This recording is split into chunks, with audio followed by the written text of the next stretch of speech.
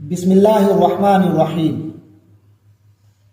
یا ایہا الذین آمنوا لا تتخذوا عدوی وعدوکم اولیاء تلقون الیہم بالمودۃ وقد کفروا بما جاءکم من الحق یخرجون الرسول وإیاکم ان تؤمنوا باللہ ربکم ان کنتم خرجتم جہادا فی سبیلی وابتغاء مرضاتی تسرون الیہم بالمودۃ وانا عالم بما اخفیتم وما اعلنتم ومن يفعله منكم فقد ضل سواء السبيل صدق اللہ العظیم۔ سورۃ الممتحنہ مدینہ منورہ میں نازل ہوئی، 2 رکوع ہیں، 13 آیات پر مشتمل ہے۔ یہ سورت صلح حدیبیہ اور فتح مکہ کے درمیانی عرصے میں نازل ہوئی ہے۔ ترجمہ شروع کرتے ہیں۔ فرمایا یا ایہا الذین آمنوا، اے ایمان والو، لا تتخذوا عدوی وعدوکم اولیاء، تم میرے دشمنوں اور اپنے دشمنوں کو اپنا دوست مت بناؤ۔ تلقون الیہم بالمودۃ، کہ تم ان کی طرف دوستی اور محبت کے پیغام بھیجتے ہو۔ وقد کفروا بما جاءکم من الحق، حالانکہ انہوں نے اس حق کا انکار کر دیا جو تمہارے پاس آیا ہے۔ یخرجون الرسول وإیاکم، یہ لوگ تمہیں، اللہ کے رسول کو اور تمہیں بھی نکالتے ہیں، جلا وطن کرتے ہیں۔ ان تؤمنوا باللہ ربکم، صرف اسی بنیاد پر کہ تم لوگ اللہ پر، اپنے رب پر ایمان رکھتے ہو۔ ان کنتم خرجتم جہادا فی سبیلی، اگر تم نکلے تھے میرے راستے میں جہاد کرنے، وابتغاء مرضاتی، اور میری رضا جوئی کے لیے، تسرون الیہم بالمودۃ، تو پھر یہ کیا بات ہوئی کہ تم انہیں خفیہ پیغامات بھیجتے ہو محبت اور دوستی کے۔ وانا عالم بما اخفیتم وما اعلنتم، اور میں خوب جانتا ہوں جسے تم چھپاتے ہو، جسے تم ظاہر کرتے ہو۔ ومن یفعلہ منکم، اور جو کوئی بھی تم میں سے یہ کام کرے، فقد ضل سواء السبیل، تو وہ یقیناً سیدھے راستے سے بھٹک گیا۔ حضرت حاتب بن نبی بلتع رضی اللہ عنہ کا یہ واقعہ ہے، جس کے پس منظر میں یہ آیتیں نازل ہوئی۔ تو بہرحال ان سے ایک خطا ہوئی، تو اس پر یہ سورت کی تفسیر میں انشاءاللہ جب موقع ملے گا ہم اس پر بات کریں گے۔ تو یہاں اس سورت میں ہمیں ان کے اس عمل کے بعد اللہ تعالیٰ کی طرف سے یہ سورت جو نازل ہوئی، تو اس سورت میں ہمیں غیر مسلموں کے ساتھ دوستی کی کیا حد ہونی چاہیے، اس کی تفصیل ملتی ہے۔ آگے فرمایا ان یثقفوکم یکونوا لکم اعداء، اگر وہ تمہیں کہیں پا لیں تو وہ تو تمہارے ساتھ دشمنی کریں گے۔ وَيَبْسُطُوا إِلَيْكُمْ أَيْدِيَهُمْ وَأَلْسِنَتَهُمْ بِالسُّوءِ، اور تمہاری طرف اپنے ہاتھ اور اپنی زبانیں بڑے برے ارادے کے ساتھ بڑھائیں گے۔ وَوَدُّوا لَوْ تَكْفُرُونَ، اور ان کی شدید خواہش ہوگی کہ تم بھی کافر ہو جاؤ۔ لَن تَنفَعَكُمْ أَرْحَامُكُمْ وَلَا أَوْلَادُكُمْ، یاد رکھو کہ تمہاری رحمی رشتے اور نہ تمہاری اولاد، کوئی بھی تمہیں ہرگز نفع نہیں پہنچا سکے گا یوم القیامت، قیامت کے دن۔ یفصل بینکم، اللہ تمہارے درمیان فیصلہ کر دے گا۔ واللہ بما تعملون بصیر، اور جو کچھ تم کر رہے ہو اللہ اسے دیکھ رہا ہے۔ قد کانت لکم اسوۃ حسنۃ فی ابراہیم، اے مومنو تمہارے لیے بہت اچھا نمونہ ہے ابراہیم علیہ السلام، والذین معہ، اور ان کے ساتھیوں کے طرز عمل میں۔ اذ قالوا لقومہم، جب انہوں نے اپنی قوم سے برملا یہ کہہ دیا تھا کہ انا براء منکم، کہ ہم تم سے بالکل بری ہیں، کوئی تعلق نہیں ہمارا تمہارا۔ ومما تعبدون من دون اللہ، اور ہم ان عقائد کے بھی اور اس کے بھی ہم اس سے بھی لا تعلق ہیں جنہیں تم نے اللہ کے علاوہ جن کی تم پوجا کرتے ہو۔ کفرنا بکم وبدا بیننا وبینکم العداوۃ والبغضاء ابدا، اور ہم تمہارے عقائد کے بھی منکر ہیں، ہمارے اور تمہارے درمیان ہمیشہ کے لیے دشمنی اور بغض پیدا ہو چکا ہے۔ حتی تؤمنوا باللہ وحدہ، جب تک تم صرف ایک اللہ پر ایمان نہ لے آؤ، الا قول ابراہیم،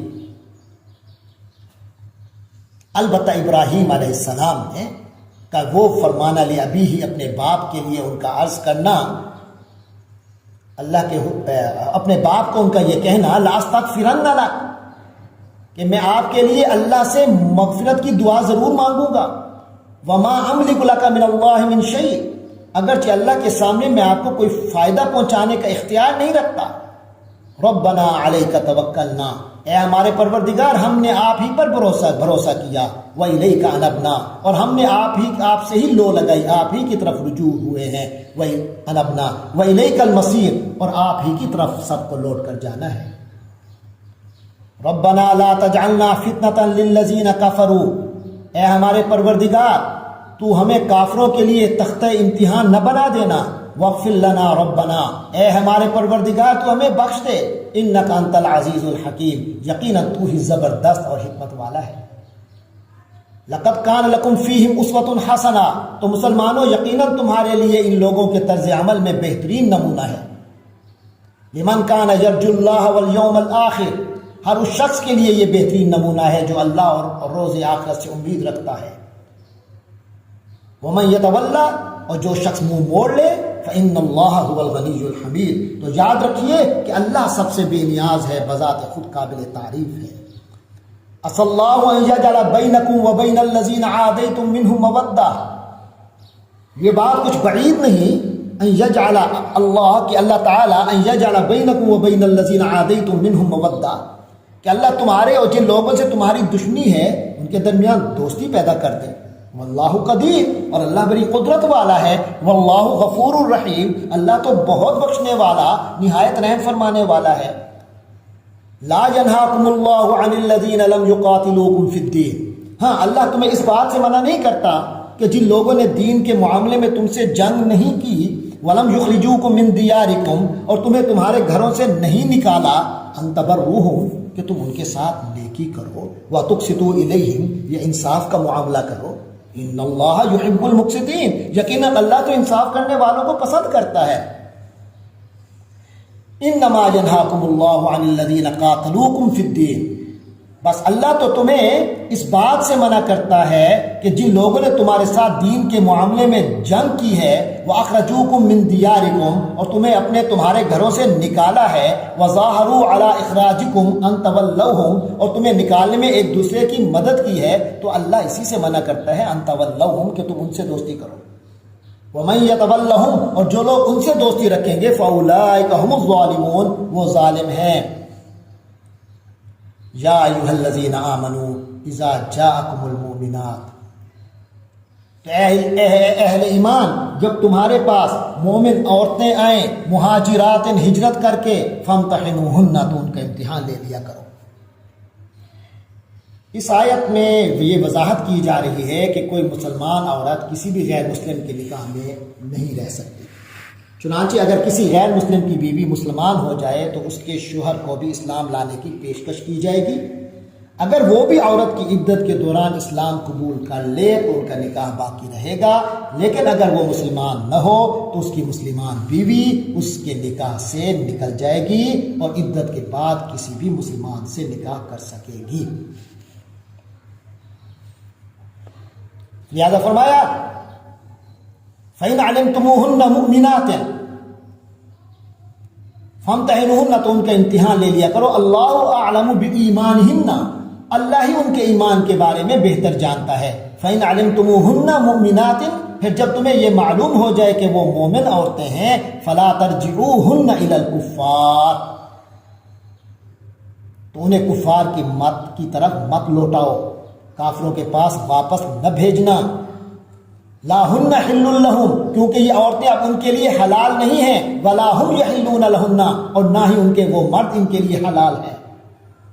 وآتوہم ما انفقوا، اور ان کافروں نے جو کچھ ان عورتوں پر مہر کی صورت میں خرچ کیا ہو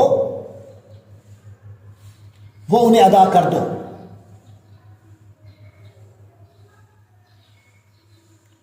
یعنی ادا کرو جو کچھ انہوں نے خرچ کیا تھا، تو اس سے مراد وہ مہر ہے جو انہوں نے ان عورتوں کو دیا تھا۔ ولا جناح علیکم ان تنکحوہن، اور تم پر ان عورتوں سے نکاح کرنے میں کوئی گناہ نہیں ہے، اذا آتیتموہن اجورہن، جب تک کہ تم ان کے مہر ادا نہیں کر دیتے۔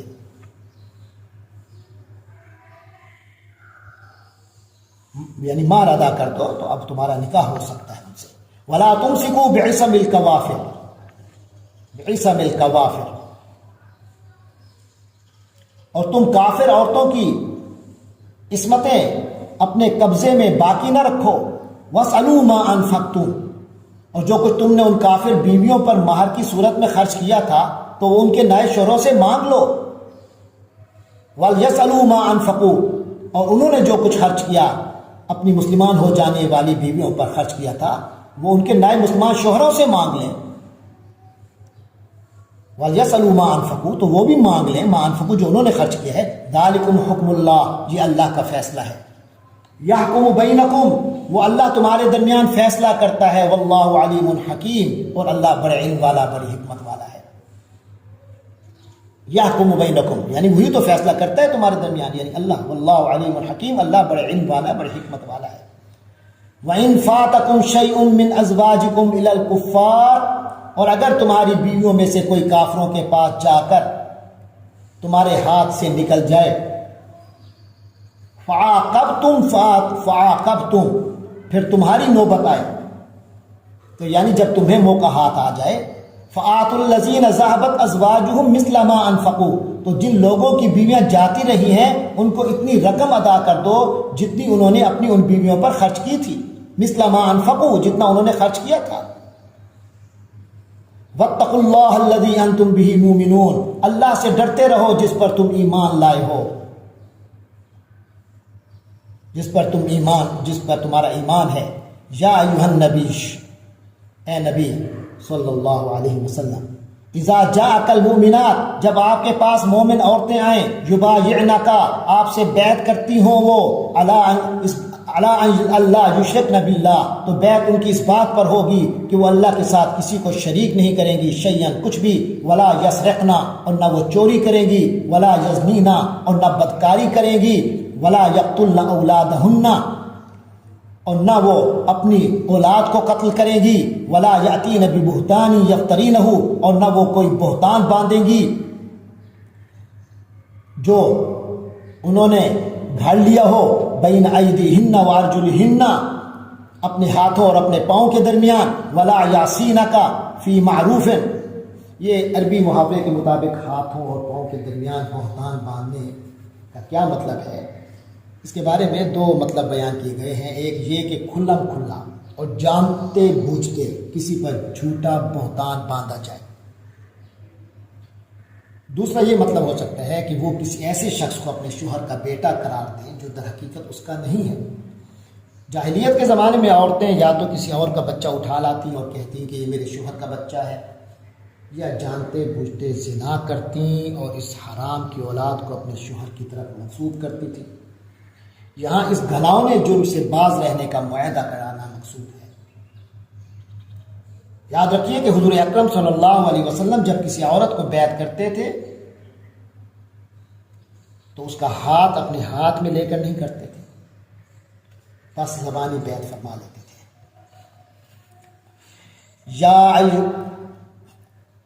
ولا یعصینک فی معروف، اور یہ کہ وہ عورتیں آپ صلی اللہ علیہ وسلم کی